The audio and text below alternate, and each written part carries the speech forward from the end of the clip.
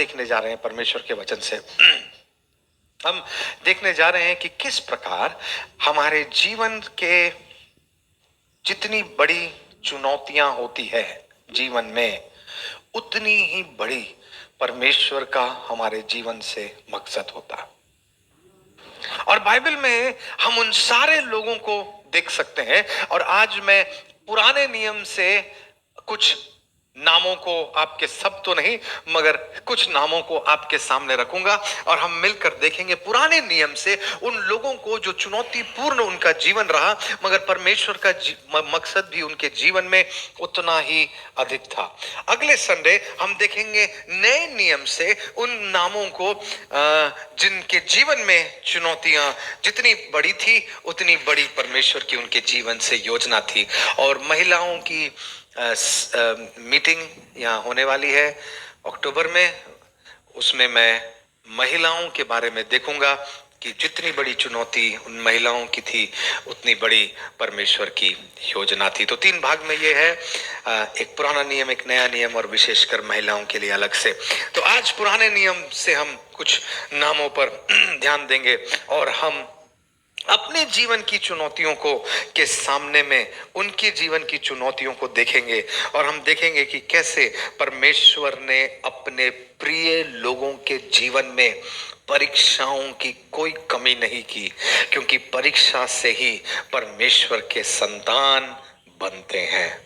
यदि आपके जीवन में कोई परीक्षा नहीं है तो सवाल ये पूछना होगा कि आप सच में प्रभु को जानते भी है कि नहीं, क्योंकि प्रभु के संतानों के जीवन में परीक्षाएं होती है।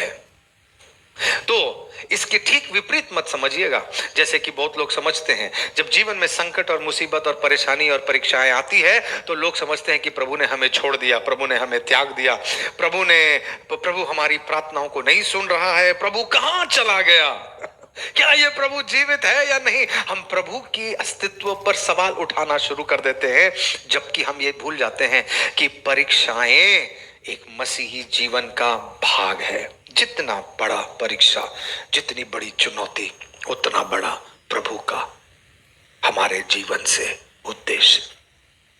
आज हम परमेश्वर के वचन में सबसे पहले जाएंगे उत्पत्ति की किताब, उसके 50वें अध्याय, उत्पत्ति उसके 50वें अध्याय उसके 20वें पद में हम ध्यान देंगे। अब उत्पत्ति में क्या हो रहा है, उत्पत्ति 37वें अध्याय से ही यूसुफ की कहानी शुरू हो जाती है और जो 50वें अध्याय तक जा रही है। यूसुफ कौन था? अपना घर का सबसे छोटा था। यूसुफ कौन था? यूसुफ अपना बाप का बहुत दुलारा था। यूसुफ एक इनोसेंट चाइल्ड था,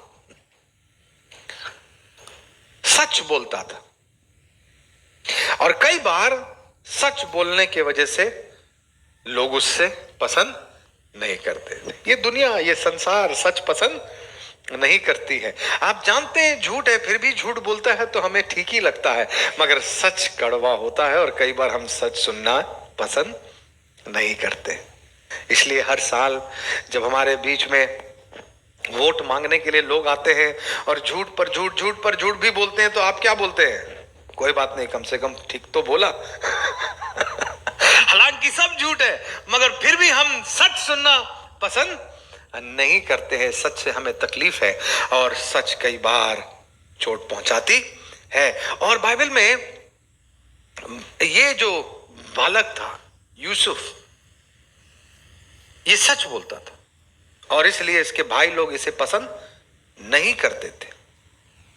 आपने देखा है कुछ लोग बहुत मीठा बोलते हैं, मैं किसी के बारे में सोचने नहीं कह रहा हूं आपको, मगर इन जनरल कह रहा हूं।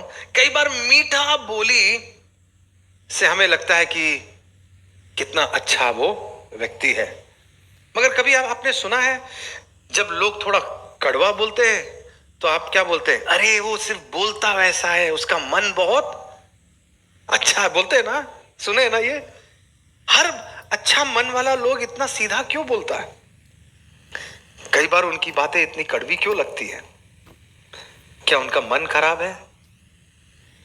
ये सवाल हम यूसुफ के जीवन में देखते हैं। यूसुफ इनोसेंट था। यूसुफ ने जो देखा वो बोला। यूसुफ ने कहा, हम तुम लोगों के ऊपर हम अपने आप को देखते हैं, ना पिता को पसंद आया, ना भाइयों को पसंद आया। भाई जलने लगे, एक दर्शन नहीं, दो दर्शन नहीं, और वो जब जब देखता था सीधा बोलता था, मगर उसके मन में खोट नहीं थी, वो फिर भी अपने भाइयों के लिए भोजन लेके जाता था। बाप ने कहा भाइयों को भोजन दो, हाँ पिताजी मैं दूंगा, मगर भाइयों के मन में उसके प्रति क्या थी? खोट थी। भाइयों ने क्या किया? ना दर्शन क्या था? दर्शन ये था एक दिन वो भाइयों से ऊपर होगा, एक दिन वो माँ बाप से भी ऊपर होगा। उसे नहीं मालूम इस दर्शन का अर्थ क्या है, उसे ये भी नहीं मालूम कि कहीं वो राजा बनेगा, राजगद्दी में बैठेगा, उसे कोई आइडिया नहीं है। उसे बस दर्शन मिला, उस दर्शन पर उसने बात किया कि एक दिन मैं सफल व्यक्ति बनूंगा। और क्या बना वो? उसके भाइयों ने उसे कहां डाल दिया? कुएं में। सफलता की पहली सीढ़ी कुएं से शुरू हुई। सफलता की पहली सीढ़ी अपने भाइयों से धोखे से शुरू हुई। यह है उसकी सफलता की सीढ़ी। अपनों ने उसे छोड़ दिया, त्याग दिया। अपने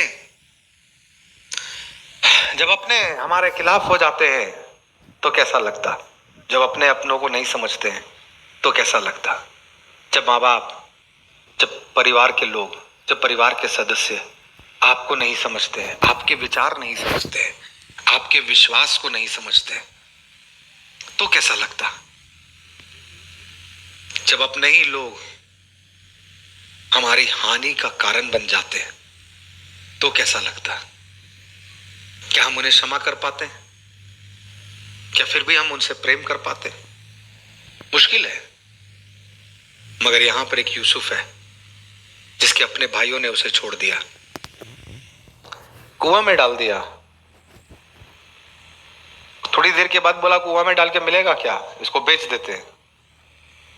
उसको बेच दिया। बनना था सबसे ऊपर, मगर बन गया गुलाम। बनना था सबसे ऊपर नौकर, किसी ने कहा, बन गया नौकर।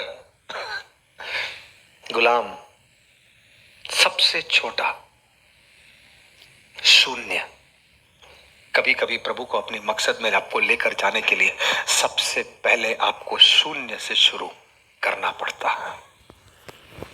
शून्य से।